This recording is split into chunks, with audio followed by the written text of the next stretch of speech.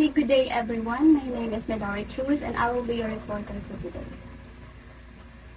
During our midterm period, we tackled about loans, we tackled about credit.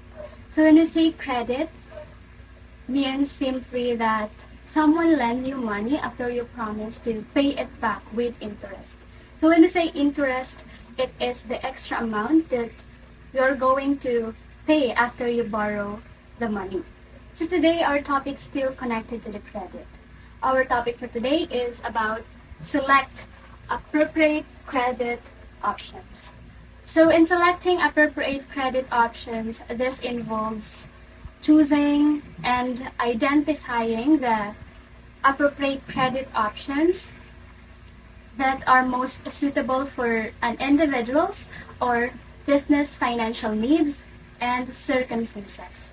So when choosing appropriate credit options, it is not just simply choosing or parang wala lang, pili-pili lang, but we need to consider or we need to follow steps. So these steps can help us to select appropriate credit options na suit or suitable siya sa pangangailangan natin. So these are the 5 steps that we are going to consider. The first one is assess the credit needs. So this involves in determining the amount of credit required and for what purpose. So this will help us which credit options that are most suitable for our need. So for example, you want to renovate your house. So of course, the credit options that you're going to find is a credit option that can meet in the renovation of your house. So, dun pa lang malalaman mo na kung what is the amount of the credit required and of course, the purpose. So, yun na nga yung purpose na for the renovation of your house. Then after that, you proceed to the number 2. So, number 2 is evaluate the different credit options.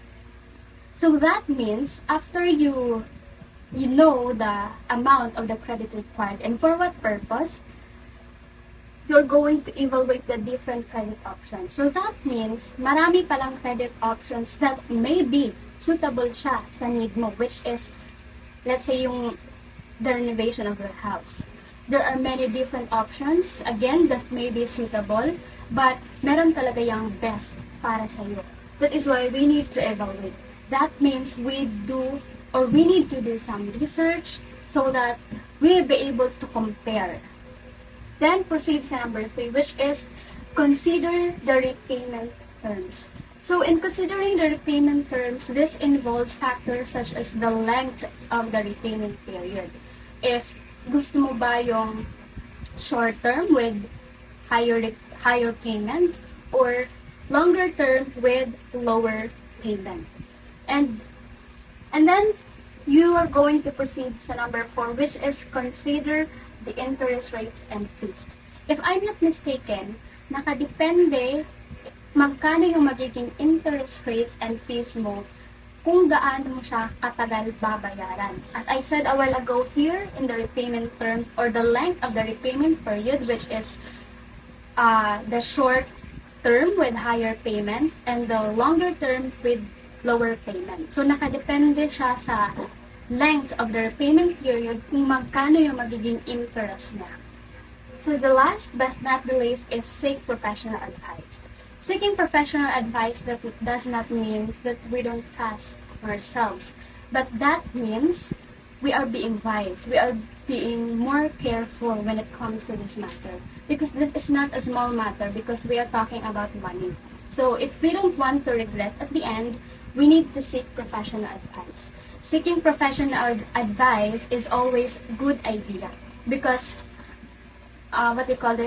financial advisors, credit counselors, they have the capability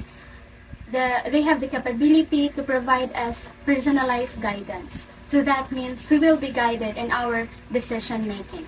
So maybe today, hindi pa natin ito ma-apply because we are still students, but I believe in the future, these steps can really help us when it comes to selecting appropriate credit options.